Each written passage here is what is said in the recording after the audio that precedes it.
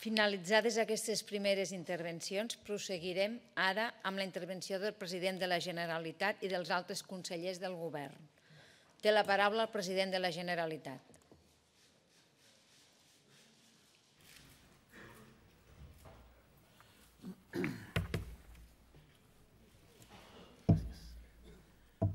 Molt honorable presidenta del Parlament,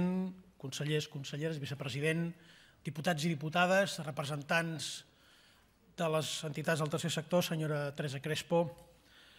inicio la intervenció en aquest debat en nom del Govern,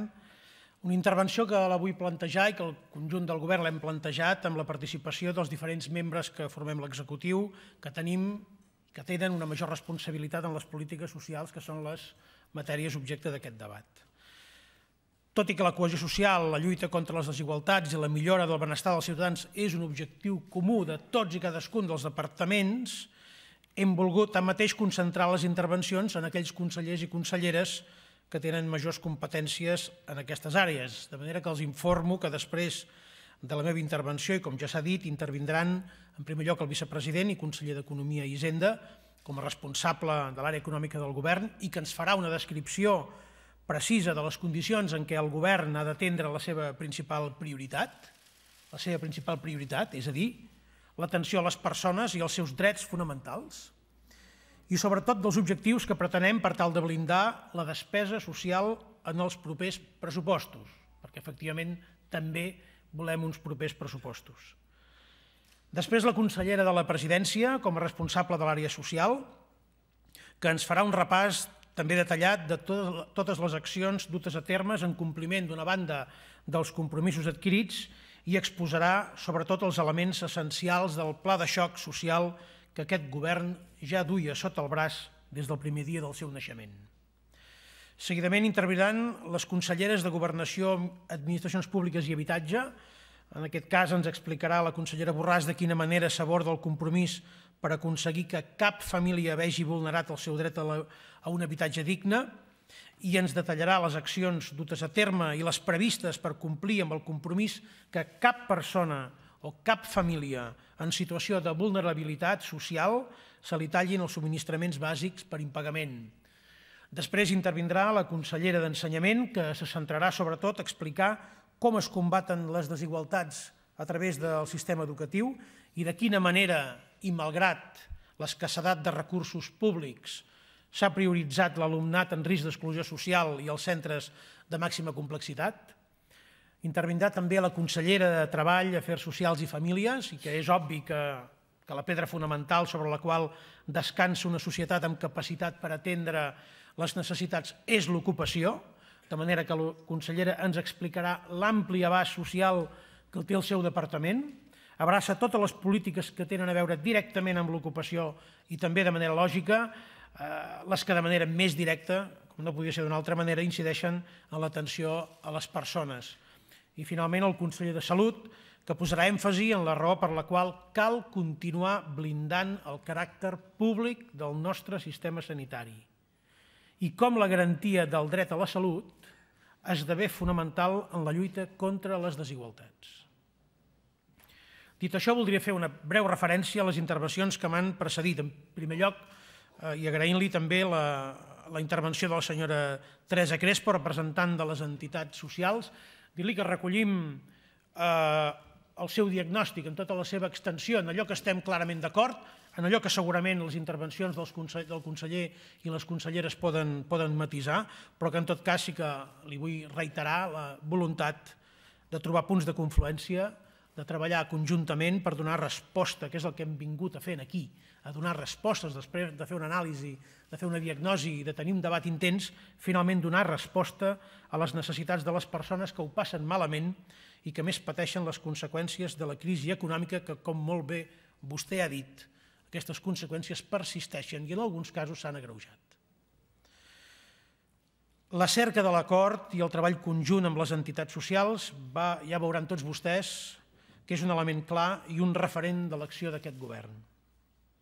En relació als grups proposants, dir-los en primer lloc que considerem que aquest efectivament és un debat oportú, és un debat molt oportú, que coincidim en molts dels objectius, bàsicament en el que consisteixen a millorar les polítiques socials, i creiem que hi ha marge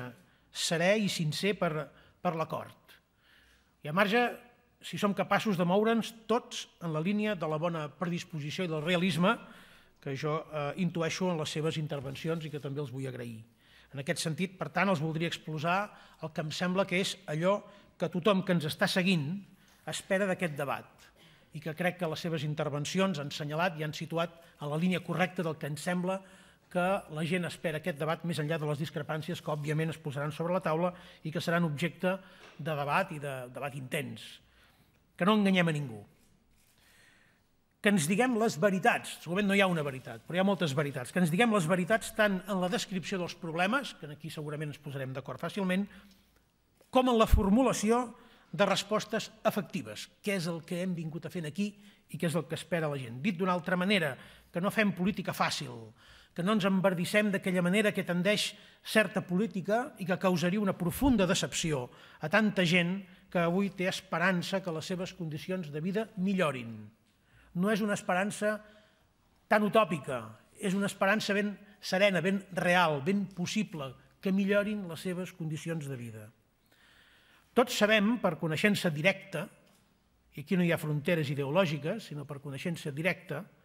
que hi ha moltes persones que ho estan passant molt malament i amb les quals sabem que no es pot jugar. Per això els demano, ens demanem tots plegats, i jo m'aplico al primer, que tinguem un debat intens, naturalment crític, que caldrà segurament, exigent i rigorós en l'exposició i en la disposició. Els demano que prenguem exemple, per exemple, dels professionals o de les entitats socials que han d'atendre les necessitats directes de les persones, que les pateixen en primera persona sovint i que, malgrat que tenen motius per reclamar més recursos, motius per tenir més mitjans, o que fins i tot poden qüestionar les polítiques perquè les trobin insuficients, o perquè les creuen equivocades, o perquè hi tenen una lícita i legítima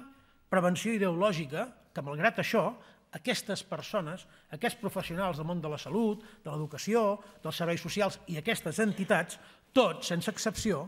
contribueixen a aguantar el sistema de protecció social amb una exigència, un rigor i una intensitat que hem d'homenatjar cada vegada que prenguem la paraula. És cert que la crisi econòmica ha tingut i té uns efectes devastadors per a les persones i per a determinats grups de població i que aquests efectes persisteixen malgrat el canvi de tendència dels indicadors macroeconòmics. Això és cert i no ho perdrem de vista. I ho notaran a les intervencions del vicepresident, de les conselleres i del conseller. Però no és cert que el govern, i també ho comprovaran a les intervencions, ni aquest ni els anteriors, no hagin tingut voluntat ni hagin esmerçat esforços per pal·liar com a mínim aquests efectes. Cert, hem d'anar més enllà, no ens podem resignar a pal·liar, sinó que efectivament hem de prevenir i hem de començar a iniciar un gir en el que és el model de política social. Mai com en aquests darrers anys s'havia destinat un percentatge tan alt dels recursos disponibles per a les polítiques socials. En aquest cas, més d'un 70% del pressupost de la Generalitat, fet que ens ha permès incrementar substancialment les aportacions en determinats programes clau, com la renda mínima d'inserció, que el 2015 s'ha arribat a 185 milions d'euros, el pressupost més alt de la prestació, les beques menjador, 46,3 milions d'euros en el curs 14-15, amb cobertura del 100% de la beca menjador per l'alumnat amb risc social greu, i la previsió d'arribar a aquest curs a 55 milions d'euros, o les polítiques d'habitatge, les quals hem passat dels 50 milions d'euros el 2012 a prop de 85 el 2015 i amb suport a més de 70.000 famílies. I respecte als indicadors sobre els nivells de pobresa, efectivament són avui més alts que no pas a l'inici de la crisi. No ho són gaire més, però això no ens satisfà, perquè vol dir que patim uns nivells de pobresa estructurals, també en èpoques de bonança, circumstància que desgraciadament les va invisibilitzar. I per tant hi hem de donar una resposta que ataqui l'arrel estructural d'aquesta pobresa i no els pics que la crisi econòmica pugui dibuixar en l'estadística. No és acceptable ara, ni era acceptable aleshores que teníem recursos per omplir el país de pavellons, rotondes i urbanitzacions. Podem portar aquest debat al terreny de l'enfrontament polític partidista. Crec que això no passarà i crec que els grups proponents s'han disposat a que no sigui així i nosaltres com a govern ja hi col·laborarem des del primer moment. O podem plantejar-nos, que és el que crec que farem, com afrontar conjuntament aquests reptes i buscar un gran acord entre govern, grups parlamentaris i entitats socials que ens permeti fer propostes possibilistes d'acció per resoldre aquesta problemàtica. Jo crec que hi haurà un ampli marge de consens i confio que les conclusions a què arribem al final del debat ens reconfortin en relació als objectius i les esperances que teníem dipositades tots plegats en aquest debat. Com bé saben, creiem que en aquests moments, vistos els antecedents de les últimes dècades i especialment dels últims anys, l'únic camí que tenim ara a l'abast per disposar dels instruments i els recursos necessaris per enfortir el nostre estat del benestar, que aquest crec que serà un clamor transversal de tots els grups, reforçar l'estat del benestar, passa precisament per tenir un estat.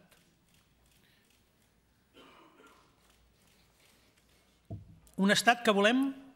que s'emmiralli en els països europeus més avançats, com Àustria i Dinamarca. I no només des del punt de vista econòmic, sinó significativament des del punt de vista social. Catalunya genera prou recursos com per poder disposar d'unes polítiques, una cobertura i uns serveis socials molt més potents i molts més eficaços dels que no té ara. Actualment, la involució autonòmica, la regressió competencial i l'ofec fiscal per part de l'Estat no només limiten els recursos que tenim al nostre abast, el dèficit fiscal, sinó la nostra capacitat d'actuació. La podríem trobar un munt d'exemples d'aquesta direcció. Jo en citaré només uns quants perquè em prenguin bona nota i sigui present al llarg del debat. Dèficit fiscal de Catalunya, 15.000 milions el 2011, equival aproximadament a totes les despeses en salut, benestar social i ensenyament d'aquell mateix any. Catalunya és la segona comunitat autònoma en aportació de recursos tributaris al sistema de finançament autonòmica, però és la desena en recursos per càpita rebuts. La segona en aportació, la desena en recursos per càpita rebuts. Si es té en compte l'impacte del cost de la vida en cada comunitat, això encara empitjora, perquè aleshores Catalunya cau a la 14a posició. En el desplegament de la llei de la dependència, malgrat el compromís de repartiment a parts iguals entre Estat i Generalitat del finançament públic, compromís de repartiment a parts iguals entre Estat i Generalitat, el 2015 l'Estat hi va destinar 185 milions d'euros, la Generalitat 894, 185 894, prop de 5 vegades més. Si la Generalitat hagués destinat els mateixos recursos que l'Estat, un 65% de les persones haurien quedat al marge d'aquesta atenció. Una altra, fa més de 15 anys que l'Estat incompleix les sentències del Tribunal Constitucional. Sí, l'Estat incompleix les sentències del Tribunal Constitucional. Sona estrany, però és així, i concretament en el terreny que fa més mal a la gent. Per exemple, a la gestió territorial del 0,7% de l'IRPF destinada a finalitats socials, una reivindicació del govern de la Generalitat des de l'any 1998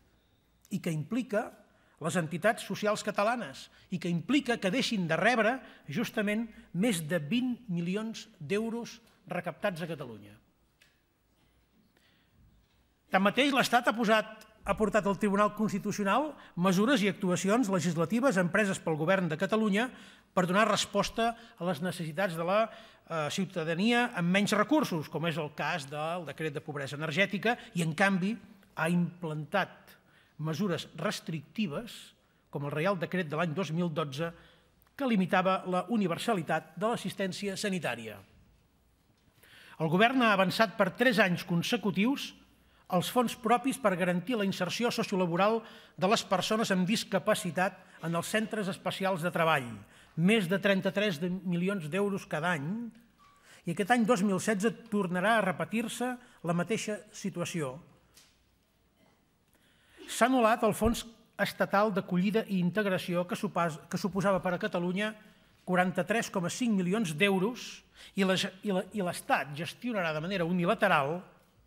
el nou Fons d'Asil, Migració i Integració creat per la Unió Europea. Bé, aquesta llista podria ser inacabable i la deixarem aquí, que em sembla que ja és suficient perquè es facin una mica la idea de quines són les actituds de cadascú.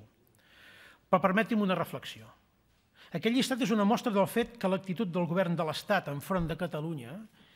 que vol dir enfront de la gent de Catalunya, no ho perdin de vista, i les seves competències té efectes directes sobre les persones, i especialment sobre les persones que més pateixen. I davant d'aquesta situació, des de Catalunya ho hem intentat tot, però totes les vies han estat tancades, des de la sentència de l'Estatut fins al cop de porta a la negociació del pacte fiscal, passant per la negativa a un referèndum del qual n'hem tingut mostres evidents justament aquestes darreres setmanes en el debat d'investidura al Congrés dels Diputats. Així doncs, el procés cap a l'estat independent és l'única sortida a una situació de bloqueig i involució que acaba afectant la gent d'aquest país. La independència no és el miracle, no és cap miracle, que quedi clar, ni per si sola serveix per res si no la dotem de contingut. Ser independents per disposar dels mateixos recursos o per disposar de les mateixes polítiques que aquests recursos ens permetin fer no serveix de res. Volem un estat per decidir les nostres polítiques socials. Les polítiques socials que vagin en la línia dels països independents de mida demogràfica i mida econòmica com les de Catalunya i que ja les estan fent amb resultats clarament diferents dels que l'actual marc polític ens permet d'aconseguir a Catalunya. Per tant, aquest procés és un camí per donar resposta a les necessitats més bàsiques de la gent i així ho explicàvem al programa electoral de Junts pel Sí i en aquesta mateixa línia em vaig expressar el passat 9 de gener a l'hora de sotmetre a votació d'aquesta cambra el programa de govern que va ser justament aprovat en el debat d'investidura. Deia aleshores, recollint també les principals línies que havia presentat el president Mas en el seu debat d'investidura previ, que la primera prioritat, ho dic perquè com que això sortirà, se'ns acusarà que no tenim prioritats clares, la primera prioritat era fer un país més just, més equitatiu, més preparat, més culte, més segur i més saludable.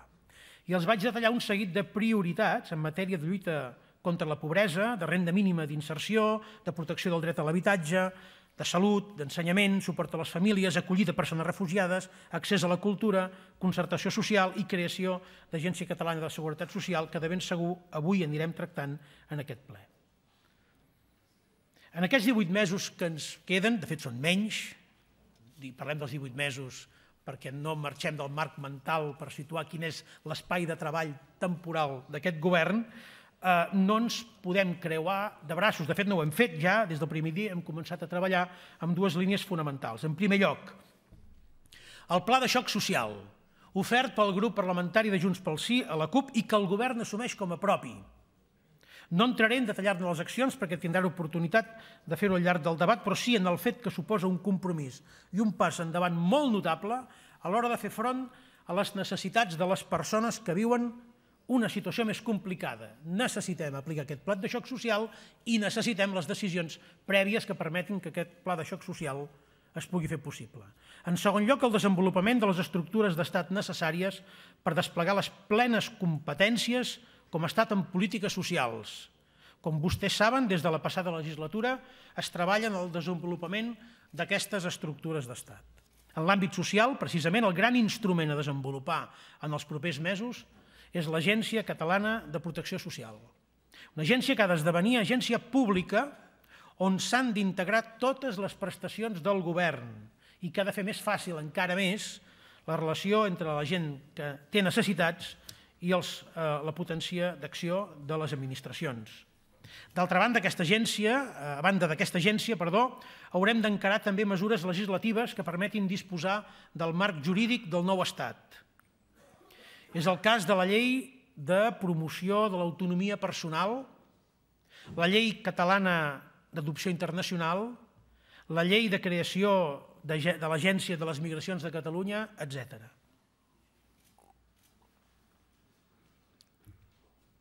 O articular un model energètic propi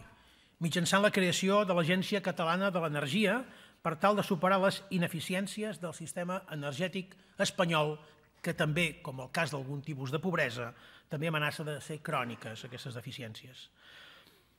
Em refereixo a aquest model energètic perquè té una estreta relació amb la creació d'una estructura que permeti garantir un consum bàsic a totes aquelles persones i famílies que els serveis socials acreditin que es troben en situació de pobresa energètica. Són només alguns exemples d'aquestes estructures que hem d'anar bastint aquests mesos per configurar aquest nou estat més just, més equitatiu i més solidari que tots volem. Finalment, tenim dues línies de béns. Tenim el full de ruta marcat, tenim clar que la millora de la resposta a les necessitats socials de les persones que viuen a Catalunya passen per disposar dels recursos propis i dels propis instruments, per tant, insisteixo, de l'estat propi, però a curt termini ens falta un instrument fonamental per poder avançar, que es diu pressupostos, els pressupostos del 2016. Tenim el compromís per tirar endavant el pla de xoc, ho han sentit, i ho sentiran reiteradament. Esperem que aquest ple ens permeti també, a través de les propostes de resolució, consensuar mesures útils i aplicables. Però per tirar-les endavant necessitarem aprovar el pressupost. I per això esperem també el compromís dels grups d'aquesta cambra, que trobarem segur amplis espais de consens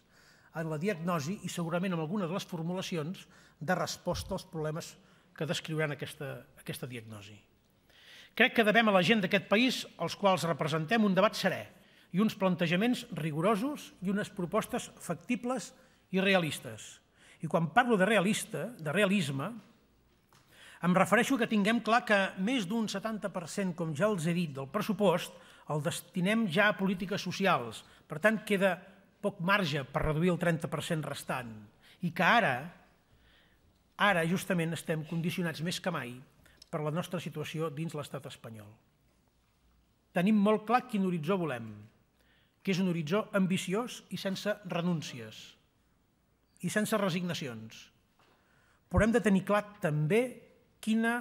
és la situació de la qual venim, en quin moment ens trobem i quins condicionants tenim. És des d'aquesta perspectiva, des d'aquesta recomanació de tenir un compromís i tenir la voluntat que tinguem també ara la mateixa responsabilitat. Moltes gràcies.